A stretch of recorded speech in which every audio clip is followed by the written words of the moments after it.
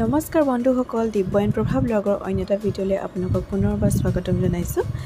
আজি আপোনালোকক লৈ যাওঁ বুলি ভাবিছিলোঁ যোৰহাটৰে এভাগ বৰ ধুনীয়া মন্দিৰ, আটক ধুনীয়াকৈ সজাই ৰখা মন্দিৰ। এয়া আছে যোৰহাট জিলাৰ হাতীগড়ত। কেন্দুগুৰি বাইপাছৰ পৰা যদি আপোনালোক শিৱসাগৰ অভিমুখে আহি থাকে তেতিয়া ৫-৬ কিলোমিটাৰ আঁতৰতে এই মন্দিৰ ভাগ আছে। বাওঁহাতে সোমাই যাব, সোমাই গৈ দেখিবই বাবা ৰামদেৱ মন্দিৰৰ এই মন্দিৰৰ চাইনবোৰ্ড আপোনালোকে দেখাই পাব। আহকচোন মন্দিৰৰ ভিতৰৰ ভাগ এবাৰ দৰ্শন কৰোঁ। দেখিছেনে বন্ধুসকল, খুব ধুনীয়া মন্দিৰ। যোৰহাট জিলাতে আছে, অসমতেই আছে, বেলেগ ঠাইৰ নহয়। ইয়াৰে প্ৰতিটো বস্তু ৱাল এখন ৱালৰ প্ৰতিখিনি সজ্জা, দৃশ্য সজ্জা আপোনালোকৰ ইয়াৰ ছবি ইমান নিখুঁতভাৱে বনাই ৰাখিছে, এয়া সঁচাকৈ চাবলগীয়া। আৰু এই মন্দিৰ ভাগ বনাওঁতে 12-13 বছৰমান লাগিছিল বুলি আমি জানিবলৈ পাইছোঁ। আৰু অৱশ্যে কিয় নালাগিবনো, ইমান ধুনীয়াকৈ বনাই ৰাখিছে তেওঁলোকে, নিশ্চয় লাগিব। আৰু এই মন্দিৰ ভাগ প্ৰতিষ্ঠা হৈছিলে 2022 চনতে, আমি এতিয়া 24 চনতে যাব পাৰিছোঁ।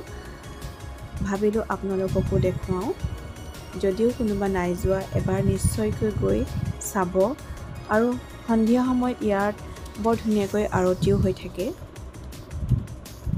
এয়া চাওক, বাবা ৰামদেৱৰ জন্মৰ পৰা গোটেই সম্পূৰ্ণখিনি ওপৰত বনাই ৰাখিছে।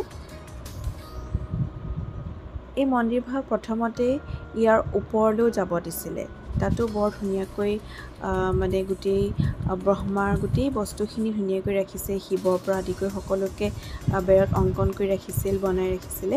কিন্তু এতিয়া বিশেষ কাৰণত ওপৰলৈ যাবলৈ আমাক নিদিলে বা অন্য মানুহকো নিদিয়ে। আৰু এই মন্দিৰ আবেলি 3 বজাৰ পৰা খোলে আৰু ৰাতিপুৱা 12 বজালৈকে খোলা থাকে। তাৰপাছত সেই 12 বজাৰ পৰা 3 বজালৈ বন্ধ থাকে।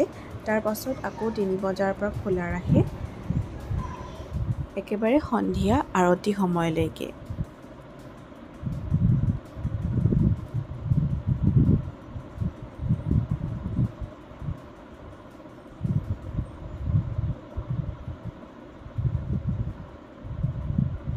এয়াই হৈছে যোৰহাট জিলাৰ বাবা ৰামদেৱ মন্দিৰ। আৰু এতিয়া আমি আহোঁ ইয়াৰ বাহিৰৰ পৰিৱেশটো চাবলৈ। ইমানেই পৰিষ্কাৰকৈ ৰাখিছে তেওঁলোকে, চাৰিওফালেই সেউজীয়া আৰু একো এটা অপৰিষ্কাৰ একো নেদেখিলোঁ। আচলতে মন্দিৰ পৰিষ্কাৰকৈ ৰাখে, হ'লেও কোনো তেনেকুৱা তেলৰ চিকটিয়ে হওক বা ধূপৰে কিবা এনেকুৱা এলান্ধু একোৱেই নাই দেখা। বিৰাট পৰিষ্কাৰ কৰি ৰাখিছে। আৰু চাকি আৰু ধূপ বাহিৰত জ্বলাব পাৰি, ভিতৰত জ্বলাবলৈ নিদিয়ে। আপোনালোকে সেয়া লৈ আহিব পাৰিব। এয়া হৈছে বাহিৰৰ পৰিৱেশ।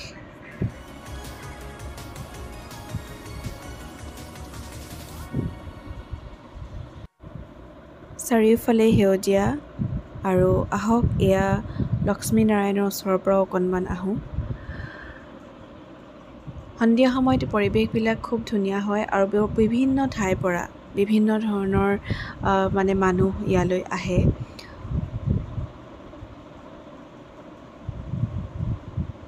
এয়া চাওকচোন, এক আটক ধুনীয়া পৰিৱেশ। আৰু এনেকুৱা ভাগ মন্দিৰ হয়তো যোৰহাট জিলাতেই চাবলৈ পাব বুলি মনটো ভালো লাগে।